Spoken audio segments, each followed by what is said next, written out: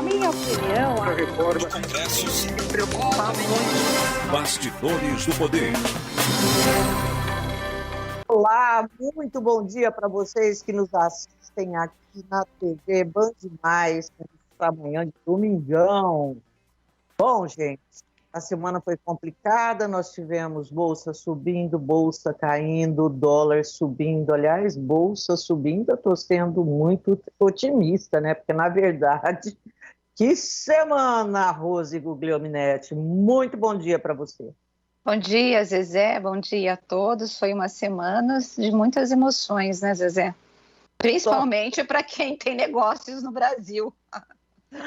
Uma semana só de emoções, viu, Rose, para falar a verdade. Bom, e para falar dessas emoções todas, né, a gente convidou o Beto Sadia, economista e sócio da Bra Investimentos, que vai explicar para a gente um pouco de quem ganha, quem perde, esse dólar, essa bolsa, e o que está acontecendo, o que a gente pode esperar. Beto, muito bom dia para você. Bom dia, pessoal. Obrigado pelo convite, Zezé e Rose. De certa forma, eu vou responder com uma palavra aqui do Fux, né? Ele respondeu o povo contra o povo mesmo. O que está acontecendo é que todo mundo perde, tá? O que a gente viu, principalmente eu aqui como porta-voz do mercado financeiro, tem um relatório lá fora que chama o seguinte, é o que os mercados estão dizendo, né? E ou se os mercados falassem, qual é a mensagem que eles estão dando, tá? Então, depois dessas manifestações, principalmente essas manifestações de 7 de setembro, o dia seguinte foi um dia de queda forte de bolsa, de alta de dólar, e é um evento que está dando sequência também no dia de hoje, principalmente com altas taxas de juros. É difícil ver de forma coletiva quem ganha com a alta de inflação, porque é uma inflação que é também esperada por conta das altas subsequentes do dólar também que está subindo, por conta desse ambiente, esse ambiente político inflamado. Isso não agrada ao consumidor e não agrada também aos grandes investidores, que é um dinheiro que a gente tanto precisa para gerar produção, gerar emprego, e principalmente uma situação de renda melhor para as classes mais pobres, que são as que mais estão sofrendo nesse momento. Roberto, você fez uma pergunta, Rose, é sobre assim, a Bolsa. A Bolsa, no dia seguinte, aí ao 7 de setembro, a gente viu as estatais valendo 50 bilhões menos. Pega os grandes bancos, também 50 bilhões menos. O que isso significa de verdade? Eu não entendo. Então, significa, principalmente se você olhar pelo dólar também, significa dinheiro saindo do setor produtivo, tá? Esse setor produtivo, que geralmente as bolsas de valores no Brasil e em todo o mundo, eles são um instrumento importante para a captação e financiamento das empresas. É um financiamento relativamente interessante e barato, que antes era feito somente através dos bancos e do BNDES. Então, a Bolsa de Valores, cada vez mais surge como um ambiente para as empresas buscarem financiamento. Então, essas ações que estão sendo negociadas a preços menores, obviamente, também reduz a capacidade de financiamento das empresas e aí, consequentemente, piora a capacidade delas de gerar e contribuir com a atividade no Brasil e aí, consequentemente, também com o setor de emprego no Brasil. Roberto, essa semana eu estava lendo em razão da alta do dólar, da bolsa, da queda da bolsa, principalmente por conta desse ambiente político, que, como você disse, ele está muito nervoso, né? Você não usou essa palavra, mas eu estou usando essa palavra, que vai demorar para ter uma recuperação, principalmente em relação ao dólar. É possível a gente prever um prazo de recuperação ou não? Ou tudo vai depender mesmo desse humor político? Tá. Os instrumentos e os índices que a gente usava para prever a recuperação, que são balança comercial, déficit público, o nosso déficit sobre o PIB, os balanços das empresas, isso de certa forma até advoga positivamente para uma valorização do real, ou seja, por todos os aspectos técnicos, já era para o dólar estar caindo, tá? A gente, não faz muito tempo, a gente estava caminhando aí para um dólar na faixa de 4,90 e a opinião geral é que esse dólar continuaria caindo para níveis de 4,50 ou 4. Por que que isso não está acontecendo hoje, tá? Principalmente depois que a gente aumentou bastante a taxa de juros, o que era também um instrumento para valorizar ainda mais o real. Mas por que que o real não se valorizou? Aconteceu o inverso, foi o dólar que se desvalorizou. Foi o dólar que se valorizou. Foi por causa do ambiente político, pelo ambiente inflamado, que deixa os investidores desconfortáveis para continuar investindo no Brasil, nas bolsas brasileiras, e principalmente também criando um ambiente de crescimento que está acontecendo no resto do mundo. Então, esse fluxo monetário acaba fugindo do nosso país e indo para países mais seguros institucionalmente e também que conseguem gerar um crescimento da atividade maior do que o que a gente está gerando atualmente. Assim, como um especialista em mercado e uma pessoa que faz, né, orientação para os investidores, você previa que o nosso país ia viver o que está vivendo hoje? Porque quando o Bolsonaro ganhou, havia uma expectativa de melhora da economia, não por conta dele, mas por conta do Paulo Guedes e das promessas que foram feitas. Ao longo do tempo, não se conseguiu emplacar quase nenhuma mudança e a economia patinando. O Paulo Guedes hoje, que começou como um posto Ipiranga, hoje eu poderia dizer que ele é uma banquinha de camelô, né? Mas que não tem quase que nenhum significado, assim, ninguém confia mais na fala do ministro da Economia. Você conseguia, nos seus piores momentos em que você previa para o Brasil, você pensava no Brasil como esse hoje? Tá. Tem uma coisa muito importante para falar quando a gente fala de mercado financeiro. O mercado, e eu gosto muito de falar isso, o mercado financeiro não tem ideologia, tá? Se a gente pegar na nossa história, as grandes altas de bolsa foram no primeiro período do governo Lula e no governo ali Temer, que acabou se estendendo um pouco para o governo Bolsonaro, tá?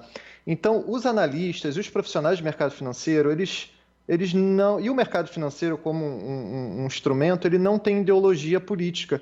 O que ele busca, na verdade, é um ambiente de investimentos institucionalmente seguro e uma responsabilidade fiscal, assim como também aquele tripé que a gente chama de tripé macroeconômico, um banco central que respeite a meta, um governo que seja um pouco mais pró-mercado, ou seja, um governo menos intervencionista, mas, de certa forma, o mercado financeiro ele tem pautas, o que ele não tem é ideologia. Então, qualquer candidato que vier e comprar essas pautas, que a gente entende que são pautas também geradoras de emprego, são pautas também que acenam também para as populações mais desfavorecidas, assim como também para as empresas, que são um instrumento importante no crescimento econômico, o mercado financeiro vai reagir bem, tá? E quando o governo Temer entrou, e aí deu sequência também ao governo Bolsonaro com o Paulo Guedes, que é, assim, um economista que tem esse arcabouço institucional, metas de inflação, esse tripé econômico que a gente chama dentro da sua pauta, né? Isso também foi ventilado também nas campanhas políticas, o mercado reagiu muito bem. Tá?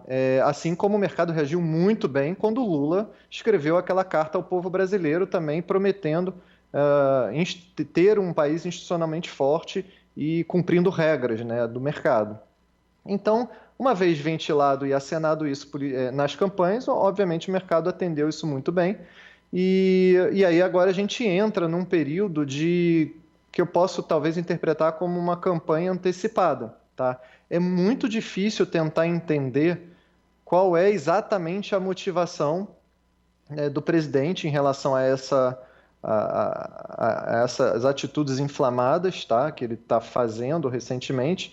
Tudo começou, não necessariamente nesse ponto, com as campanhas de descrédito das urnas eletrônicas. E, enfim, ele tá, de certa forma, imitando o presidente americano Trump, o ex-presidente americano, só que o que a gente vê e o que o mercado olha bastante também não é exatamente o movimento das ruas, o mercado olha bastante os números, né? E a popularidade do presidente está caindo, ele vem caindo em sequências de pesquisas eleitorais que estão sendo feitas, e com um presidente muito pouco popular, isso prejudica bastante o andamento do Congresso de uma forma geral, tá? Algumas pessoas falam em impeachment, o que eu acho ainda muito... na nossa história, os presidentes que foram impeachados são aqueles que tiveram popularidade abaixo de 10%, então isso está muito longe de acontecer, mas o presidente inflamando o STF, inflamando também, o Senado também ele tem um ambiente meio hostil no Senado, isso prejudica, e agora também com essas declarações no 7 de setembro, nas manifestações, ele cria um ambiente hostil para passar o que o mercado quer, que são reformas, que são uma das coisas mais importantes para a gente garantir um ambiente saudável para trazer o dinheiro produtivo, o dinheiro de investimento de longo prazo de volta. Ok, Beto, assim, eu vou tentar te puxar aqui por um lado didático da coisa, para que o nosso ouvinte entenda. Quando o nosso telespectador também, quando a gente fala em responsabilidade fiscal, a gente está falando que é necessário que nós tenhamos um governo que não gaste além daquilo que ganha, né? Que arrecada com os impostos. E a gente tem um Congresso hoje, principalmente uma Câmara, se mostrando super gastona, assim, a ponto de querer tirar dívidas como precatórios do teto que foi estipulado aí no governo Temer, né? O teto que o governo poderia ter de gastos. Explica para o nosso ouvinte por que o mercado se incomoda tanto quando se fala em burlar o teto de gasto ou ser irresponsável fiscalmente. Tá. E eu estava conversando até com um amigo americano, né, também de mercado financeiro, e ele não estava entendendo muito o que estava acontecendo com a questão dos precatórios. Porque para ele era uma conta, e eu estava explicando a ele que era uma conta que tinha que ser paga de qualquer maneira, independente de ultrapassar ou não o teto de gastos. E foi o que ele me perguntou, mas ele falou, poxa, Beto, mas a conta já está lá, ela tem que ser paga. Se ela não for paga hoje, ela vai ser paga de forma parcelada, ou de qualquer maneira ela tem que ser paga. Ele não entende ele não entende a importância de uma lei que estipule um teto de gastos, e que a gente não pode romper esse teto de gastos, senão você cria um precedente para outros governos poderem ter gastos irresponsáveis dentro do governo. Então, a LDO, e aí na sequência o teto de gastos, foi uma conquista institucional muito importante para você gerar uma estabilidade fiscal, ou seja, para você, como você falou, evitar com que governos subsequentes gastem infinitamente e prejudiquem nosso ambiente de investimentos. Como é que isso ocorreria? Então, um governo muito gastão, você acaba gerando um governo muito endividado. E se o governo é muito endividado, a capacidade de se autofinanciar, ou seja, a capacidade do governo de pegar dinheiro emprestado do mercado financeiro ou de outros países até, ela fica em descrédito, né? Ela fica prejudicada. E aí o que o governo vai ter que fazer? Ele vai ter que aumentar a taxa de juros para tornar esse rendimento ainda mais atrativo para quem está comprando, por exemplo, um título do governo. Isso vale também para a pessoa física, né? Para o pequeno investidor que compra um título público do Brasil, mas vale também para grandes países e grandes fluxos de dinheiro soberano de outros países também que ajudam a financiar o Brasil. Se o Brasil se coloca como um mal pagador, ou seja, como é que ele se colocaria como um mal pagador? Com uma conta endividada. Se ele se coloca como um mal pagador, ele tem que aumentar essa taxa de juros para poder atrair mais dinheiro. E aí o que acontece quando o governo aumenta a taxa de juros? Você deixa toda a economia estagnada. Na verdade, a taxa de juros ela pode ser muito boa para evitar a inflação, mas ela tem um efeito colateral muito grave, que é o crescimento econômico. E aí, quando você não cresce, você gera desemprego e o PIB também fica estagnado.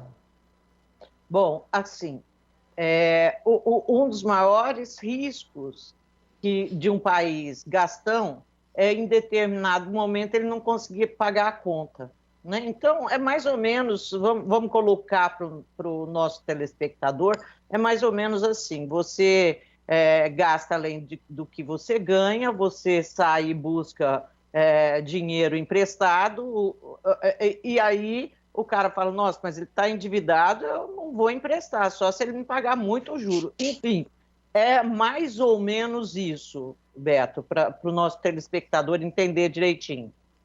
Exatamente. Quanto maior a dívida do nosso país, maior o risco de inadimplência, né? Maior o risco, assim como um banco, assim como alguém que você pega dinheiro emprestado com algum conhecido, algum familiar. Quanto maior a probabilidade dessa pessoa não pagar, mais juros você vai ter que cobrar dele. Mais juros você vai ter que exigir dele, quer dizer. Ok. Em 3 minutos, explica pra gente. Nós temos um dólar hoje, assim, disparada, como você já falou no início da tua entrevista.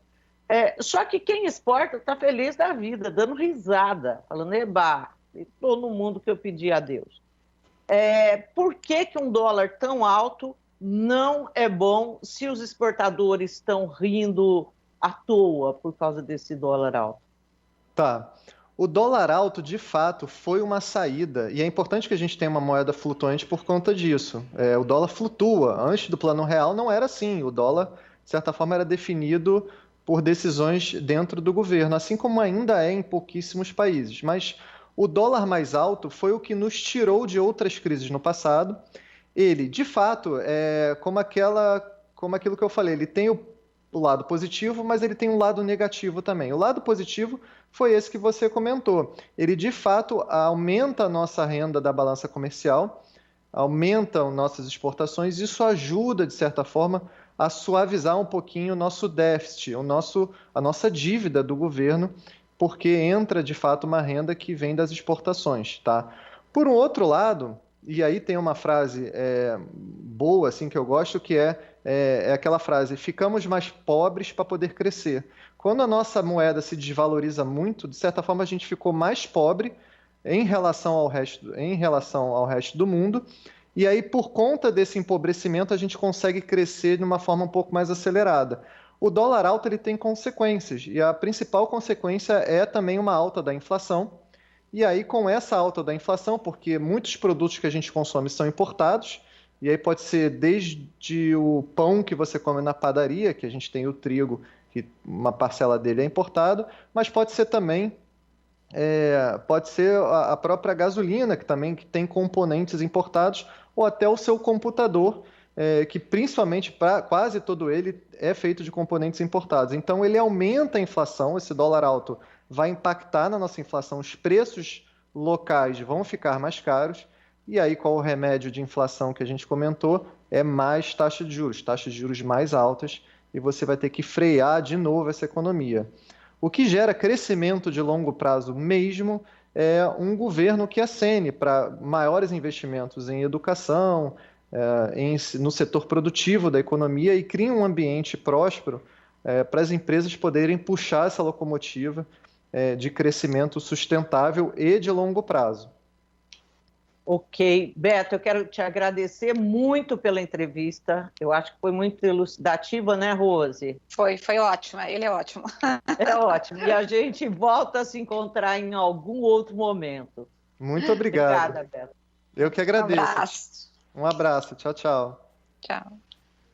Bom, pessoal, e nós temos que ir agora para um break e daqui a pouco a gente vai ter o deputado federal Kim Kataguiri falando conosco sobre as manifestações que rolam hoje, nesse domingo, pró-impeachment do presidente Jair Bolsonaro. Não vão embora, fiquem aí conosco.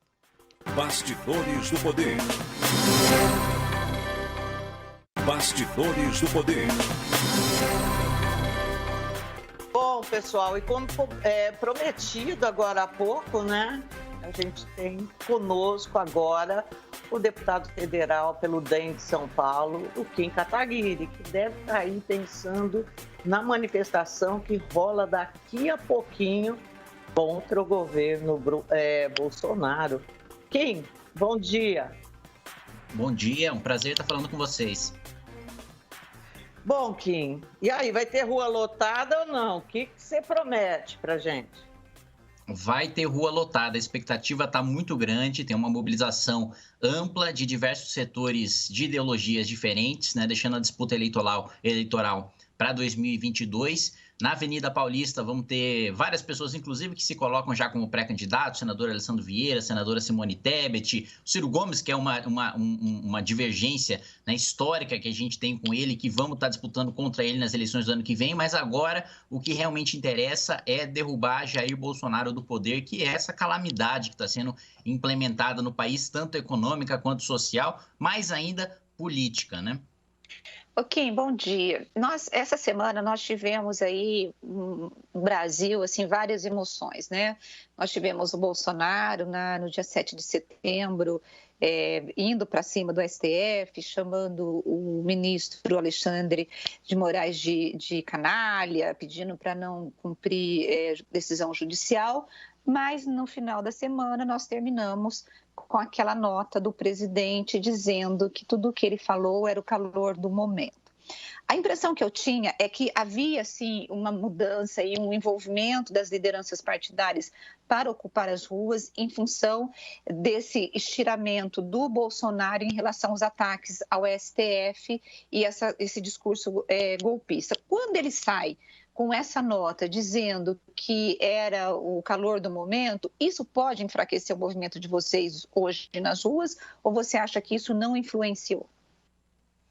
Pelo contrário, eu acho que isso influencia positivamente a manifestação, porque é um sinal de fraqueza do presidente, é cheiro de sangue, ele recuando e perdendo o apoio dos seus apoiadores mais fiéis, né? Gente aí como o Alan dos Santos, Rodrigo Constantino, xingando o presidente da República pelo seu recuo, e a gente sabe que as intenções dele não são nada democráticas. Ele já sinalizou várias vezes moderar o seu discurso, seus ministros ali do Centrão já prometeram várias vezes amenizar o discurso do presidente da República e sempre ele volta à carga. Ele só está baixando agora, só está saindo estrategicamente agora, recuando, porque sabe que tem um julgamento sobre foro privilegiado do Flávio Bolsonaro marcado no Supremo.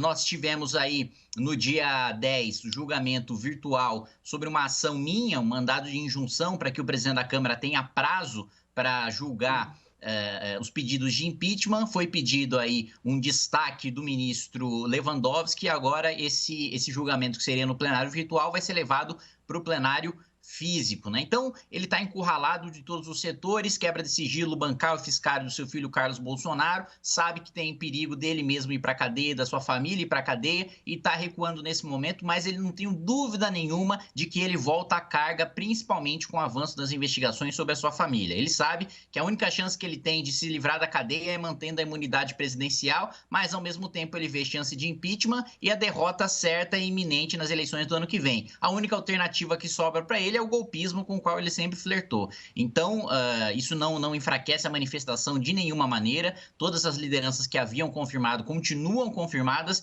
e a mobilização continua firme e forte. Se agora o Bolsonaro está dando sinal de fraqueza, é justamente nesse momento que a gente precisa pressionar mais para ele cair de vez. Bom, o Kim, assim, você enumerou todos esses pontos, né, que ele deve estar enfrentando, a família Bolsonaro vai estar enfrentando aí nos próximos dias, mas tem um capítulo desta semana que passou que é acerca dos caminhoneiros.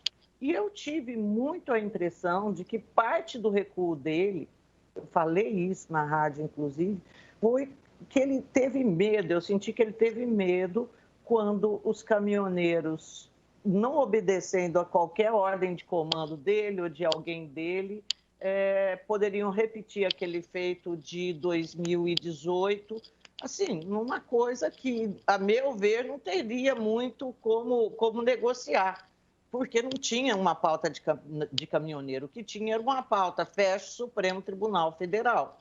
E aí eu acho que ele perdeu a direção das coisas. Que impacto você acha que isso teve no que o Bolsonaro fez depois com aquela carta, assinando, lendo, divulgando uma carta praticamente escrita pelo ex-presidente Temer? não tenho dúvida de que isso teve uma grande influência, né? Ele perdeu o controle sobre a sua militância mais radical. Ele mesmo insuflou o golpismo e quando no dia 7 ele subiu o tom, mas não fez efetivamente nada, né? Você teve ali até um princípio de invasão do Congresso Nacional no dia 6, né? Quando o próprio filho do presidente da República, Eduardo Bolsonaro, junto com manifestantes golpistas, furaram um bloqueio policial. Você teve também dessa parte desses caminhoneiros pedindo o fechamento do Supremo, caminhoneiros sendo apedrejados, né? Quem queria passar o bloqueio, quem queria trabalhar, né, honestamente, estava sendo agredido por esses caminhoneiros e o próprio Bolsonaro acabou perdendo o controle da própria pauta, né? Chegou a viralizar um vídeo de gente acreditando que ele tinha decretado estado de sítio, assim, uma coisa extremamente constrangedora e que mostra um mundo paralelo de notícias falsas e de radicalização que o Bolsonaro criou para a própria militância e que ele começou a perder o controle. E ele sabe também que uma crise de desabastecimento seria o absoluto fim do seu governo, seria uma crise que ele não teria a menor condição de lidar. Por isso, aliás, teve que recorrer, e é até irônico que ele recorra ao ex-presidente Michel Temer, porque quando o presidente Michel Temer enfrentou uma greve dos caminhoneiros, quem estava lá para apoiar as lideranças dos caminhoneiros era justamente o deputado Jair Bolsonaro, né, que incentivava parar o país, né, e agravar a crise pela qual a gente passava em nome de uma agenda pessoal eleitoral política. Agora pede ajuda do Temer, que foi justamente quem nomeou Alexandre de Moraes, o principal algoz, né, do presidente da República no Supremo Tribunal Federal. Então, no final das contas, é uma coisa assim, é uma situação extremamente humilhante que o presidente da República vive, porque teve que submeter a tudo aquilo que ele dizia repudiar, a todo o discurso que ele dizia combater e que agora ele recua e decepciona os seus seguidores mais radicais justamente para se proteger e proteger a própria família. Agora o Supremo Tribunal Federal vai para cima e vai prender esses militantes radicais e o Bolsonaro vai abandoná-los como ele fez com outros militantes que fizeram a mesma coisa, com a Sarah Winter, com o Daniel Silveira, agora parece que já vai abandonar o tal do Zé Trovão e por aí vai. Essa é a política do governo Bolsonaro, vai largando seus aliados pelo caminho e protegendo a própria família e a si próprio. Agora, Kim, você avalia que neste protesto de hoje, nesse ato de domingo de hoje, vocês vão ter pessoas da esquerda? Porque está tendo uma resistência dos partidos de esquerda em aderir. Como que você está vendo? Eu sei que o Ciro Gomes já disse que vai participar, né?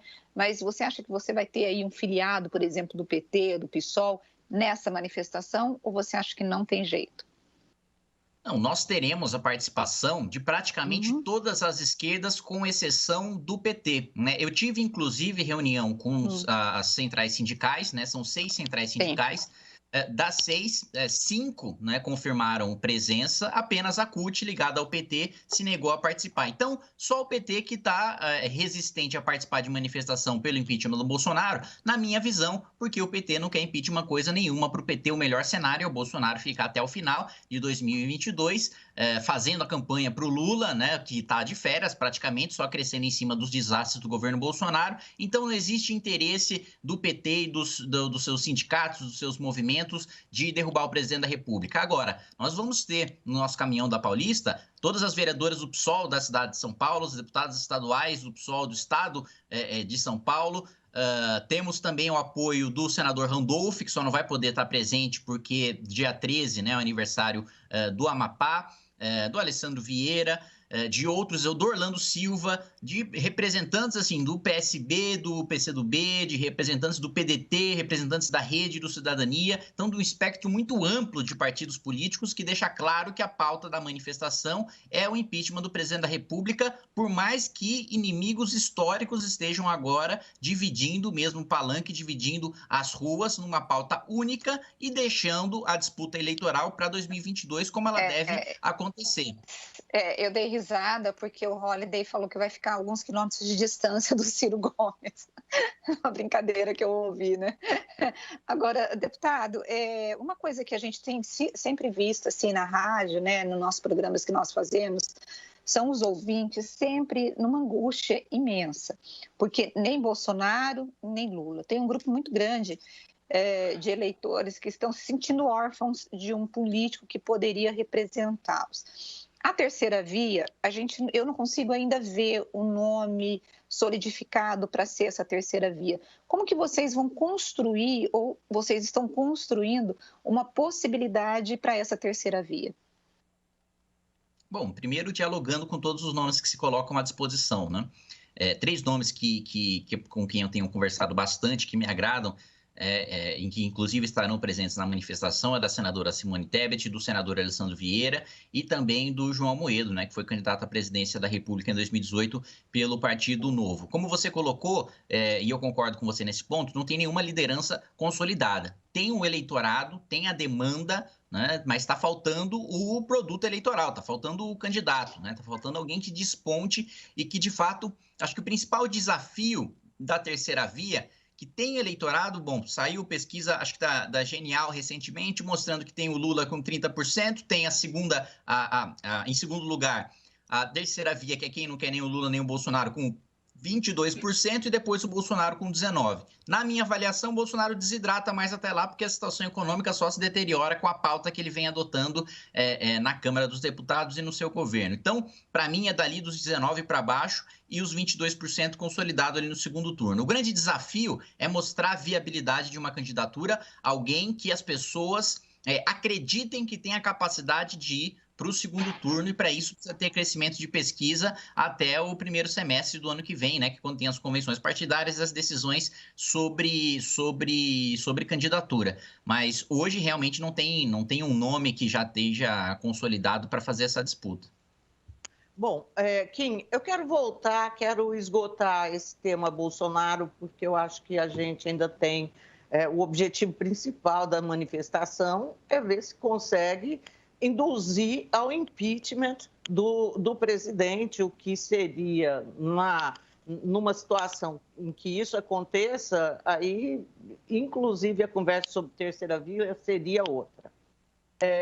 Bom, tem o Supremo, né, julgando essa questão aí de obrigar, de dar uma data para o presidente da Câmara analisar esses pedidos de impeachment, né? Mais de 100 pedidos lá, mas tem também a expectativa de que não precise disso e que o Arthur Lira, de repente, caia uma ficha na cabeça e ele fala, agora eu vou fazer, como fez o Eduardo Cunha em relação a Dilma Rousseff.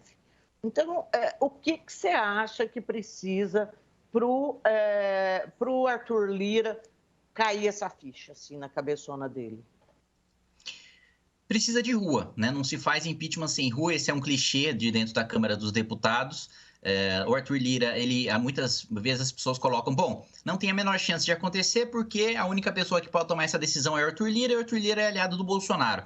Não é bem assim que as coisas funcionam, né? O Arthur Lira foi base ali dos governos petistas e está sendo base agora, foi base do governo Temer, está sendo base agora do governo Bolsonaro por conveniência, não é por um alinhamento ideológico ou por uma amizade entre os dois. A partir do momento que ele perde a maioria no colégio de líderes e essa maioria dele está ameaçada, agora o PSDB indo para a oposição, PSD sinalizando no mesmo sentido, vice-presidente da Câmara do PL, que inclusive vai estar na manifestação, também o PL começa a balançar na base do governo Bolsonaro. A partir do momento que o colégio de líderes, em sua maioria, apoia o pedido de impeachment do presidente da República, o presidente da Câmara não tem outra escolha senão a pautar, senão a instaurar a comissão processante, a comissão especial do impeachment do presidente da República. Então, precisa de rua, precisa mostrar que a maior parte da população está engajada em derrubar o presidente. Impopular ele já é. Agora, só impopularidade não basta. A gente já viu isso com o governo Temer.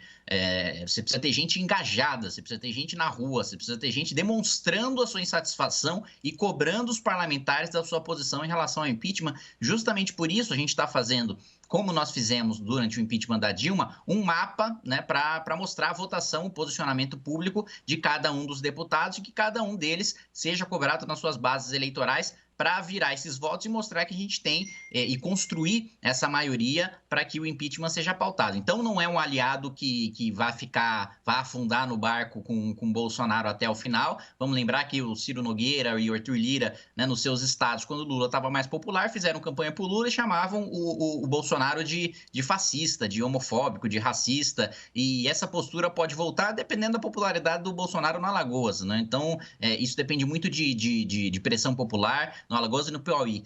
E depende muito de pressão popular, depende muito de rua e do engajamento das pessoas em torno dessa pauta, que eu acredito que hoje vai ser grande, vai ser uma demonstração de força em reação ao 7 de setembro. Tá, o 7 de setembro, pelos cálculos aí, a polícia ultimamente não vem fazendo mais cálculo de quantos tem na rua, mas Bolsonaro em São Paulo, assim, acho que teve alguma ordem superior que falou, calcula aí para ver quantos tinham na Paulista.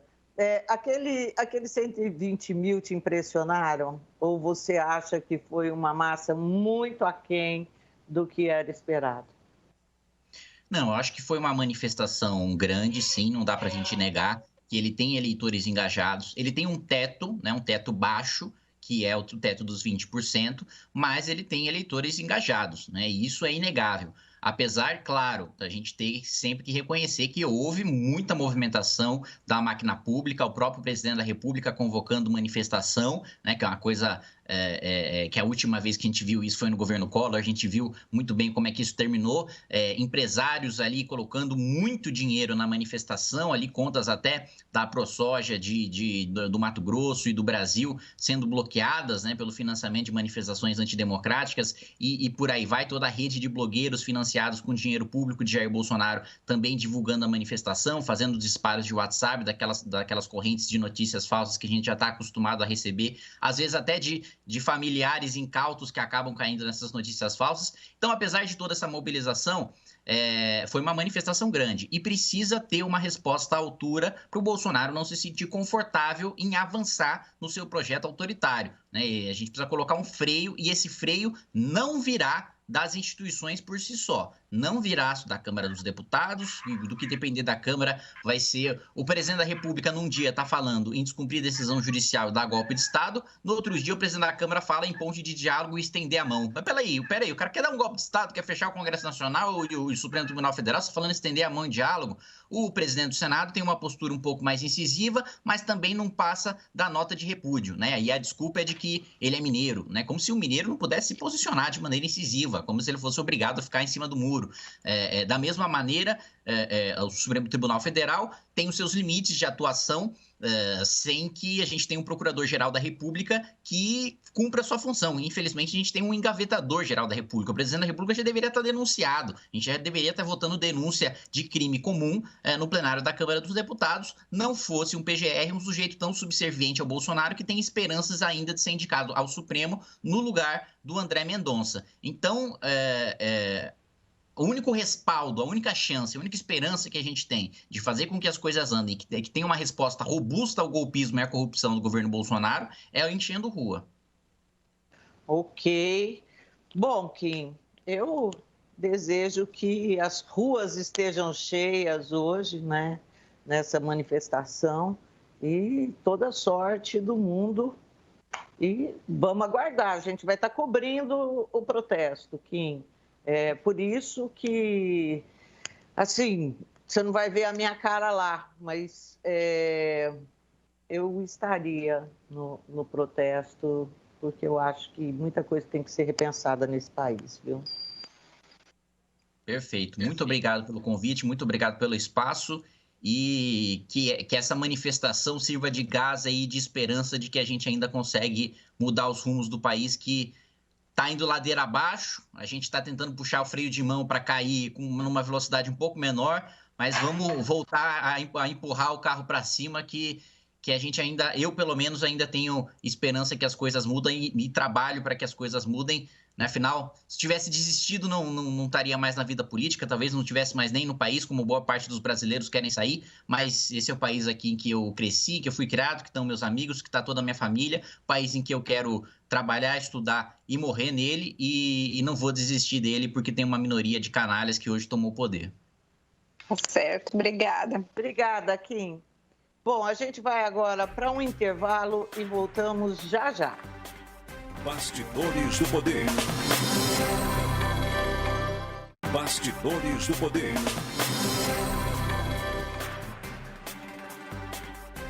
E nós estamos de volta com Bastidores do Poder. E Rose, eu acho que vamos falar um pouquinho nós dessa semana que passou, assim, que foi uma semana de muitas emoções, né, Rose? De muitas emoções, porque na segunda-feira a gente estava tensa com o que seria a terça. Na terça a gente ficou mais tenso ainda, porque, assim, a gente ficou estupefato. Eu achei que o Bolsonaro tinha só elevado um pouco mais o tom, mas de uma forma, assim, que eu falei, gente, será que ele não vai mesmo cumprir nada que o Supremo mandar a partir de agora? Aí a gente tem caminhoneiro descontrolado. Rose, que semana horrível. Pois é, Zezé, o que eu imaginei, assim, foi uma semana com várias emoções, com uma tensão muito grande, né, entre o grupo do Bolsonaro, né, e quem era contra, o medo dessa onda crescente do golpismo. E eu acho que foi aquilo que nós falamos na entrevista com o Kim, né, quando houve o fechamento de em alguns estados, de algumas rodovias, por parte dos caminhoneiros, a possibilidade do descontrole, o Bolsonaro percebendo que essa história do impeachment ganhou corpo, e aí houve esse recuo astronômico, assim, dele na última semana, no final da semana, com aquela nota oficial na última quinta-feira, dizendo que ele respeita todos os poderes, fazendo aí de defensor. E quando ele faz esse recuo, Zezé, ele se fragiliza mais ainda politicamente, ele atinge os seus liderados, porque ele causa um descontentamento. Porque o Bolsonaro, ele criou essa narrativa paralela, esse mundo paralelo dessa realidade, em que ele aparece como mito, como salvador para essas pessoas. O que mais me impressionou nesta semana, eu falei isso no programa de rádio na última semana, foi o vídeo daquele motorista de caminhão em que ele grava chorando, comemorando o fechamento do STF. E ele grava aquele vídeo dizendo, olha, isso está acontecendo neste momento. Então, Zezé, nós chegamos numa situação no Brasil em que você precisa começar a checar tudo. Tanto que a nota do Bolsonaro, quando chegou para a gente, quando nós vimos lá, nós fomos olhar, bom, será que isso é verdade mesmo, né? O Bolsonaro está fazendo isso? Então, eu acho que nós terminamos uma semana com um presidente que recuou, mais fragilizado, mas não significa que esse recuo do Bolsonaro signifique que ele mudou a postura dele em relação a essa questão golpista. Ele ainda ele pode a qualquer momento fazer esse enfrentamento com o STF, ele pode fazer esse enfrentamento com as instituições, mas ele decidiu, para mim, foi uma estratégia que ele tomou ali naquele momento, dizendo, eu posso ter problemas, então eu vou promover o descontentamento entre alguns dos meus aliados, mas eu preciso me sacrificar nesse momento para continuar sobrevivendo, Zezé. Rose, foi essa sensação que eu tive também, e uma coisa que me chamou muito a atenção foi na semana retrasada, no fizinho da semana, teve aquela convenção de conservadores e tudo mais. E aí, aquele Jason Miller, que é o que fundou uma rede social para onde estão indo os bolsonaristas agora, acabou sendo interceptado no aeroporto pela Polícia Federal, porque há uma desconfiança de que exista, inclusive, movimentos de conservadores. A gente fala conservador, é até uma injustiça. Porque isso que o Bolsonaro e os filhos são, isso não é conservadorismo. Conservadorismo é outra coisa e não tem problema nenhum você ser conservador, né? E há uma desconfiança de que pode ter dinheiro de fora, inclusive, bancando essas coisas aqui. E ele foi chamado, esse Jason Miller, que estava aí na convenção organizada pelo Eduardo Bolsonaro, por causa dessa suspeita. O cara acabou não falando nada. Ele se recusou a falar e foi liberado e foi embora. Mas isso é uma coisa gravíssima, quer dizer, não dá para a gente aceitar que cara aí de plantador de soja, que nego de fora, que já fez tanto estrago nos Estados Unidos com a eleição do Trump, venha fazer estrago aqui dentro também. Isso é assustador, né? Olha, Zezé, concordo com você, mas você sabe que foi justamente o financiamento dessa rede bolsonarista e, na verdade, quando o ministro Alexandre de Moraes ele vem e ele começa a tomar decisões, e o próprio Tribunal Superior Eleitoral, em que você desmonetiza esses canais bolsonaristas, quando você começa a fixar, né, esse pessoal foi o que fez com que o Bolsonaro ficasse muito preocupado. Eu li, inclusive, que ele perdeu o sono com essa possibilidade de ficar sem dinheiro. Então, quando você toca nesse ponto do financiamento, é extremamente importante. Quando você tira o financiamento, quando você mata isso, você acaba com a força dessas pessoas e desse grupo, Zezé. Bom, gente, nós temos que ir para mais um intervalo. A gente volta já já. Fiquem conosco. Bastidores do Poder. Bastidores do Poder. Bom, nós estamos de volta aqui com o bloco final do Bastidores do Poder. Rose, 20 anos da morte, do assassinato do prefeito Toninho. Rose, isso marcado aí na sexta-feira, crime prescrito. Eu acho que essa é a situação assim, pior. Nós conversamos com a filha do Toninho, a Marina Costa, né? E ela vive essa angústia do crime que nunca foi definida a autoria desse crime, não se sabe quem matou o Toninho. Mas assim, são 20 anos de um assassinato que calou para sempre a voz do prefeito, né, do Toninho, que ficou apenas 9 meses fazendo a gestão aqui da cidade de Campinas e que prescreve. Isso significa que se alguém for preso hoje, se for descoberta a autoria hoje, esse assassino ele se livra do crime do Toninho, né, Zezé? Na sexta-feira nós tivemos várias, não celebrações, mas homenagens à missa, tivemos um evento na Câmara com o pessoal dos direitos humanos e também a própria lançamento de um documentário feito contando toda a história do Toninho. Esse documentário, Zezé, está bem legal, eu assisti o teaser e ele está sendo negociado para passar nas redes de streaming, ou no Netflix da vida ou em outro canal, mas ficou bem legal esse documentário, viu, Zezé? Bacana, né? Bom, e 20 anos também, né, ontem, do ataque às Torres Gêmeas lá de Nova York, uma história aí que praticamente mudou o mundo. Depois disso, os Estados Unidos invadiram o Afeganistão, de onde saíram apenas esse ano, 20 anos depois, saíram meio que escorraçados de lá. Tivemos outra guerra também por causa disso, que foi a Guerra do Iraque, né, em 2003, quando o Saddam Hussein foi deposto também pelos Estados Unidos, que achava que ele estava financiando aí grupos terroristas, e a Primavera Árabe, que também decorreu disso daí. A gente viu muita coisa na Tunísia, no Egito, e acabamos vendo também na Síria, né? Mas só que na Síria ficou um capítulo que não foi encerrado, porque ainda se vive uma grande guerra civil lá. E surgiu um outro monstro, a Al-Qaeda foi dizimada praticamente, né? Ainda existe, mas perdeu muito da força com a morte do Osama, numa operação sigilosa dos Estados Unidos. Isso acho que foi em 2011, a morte de Osama, mas a gente viu o tal do ISIS, Estado Islâmico, né, Rose?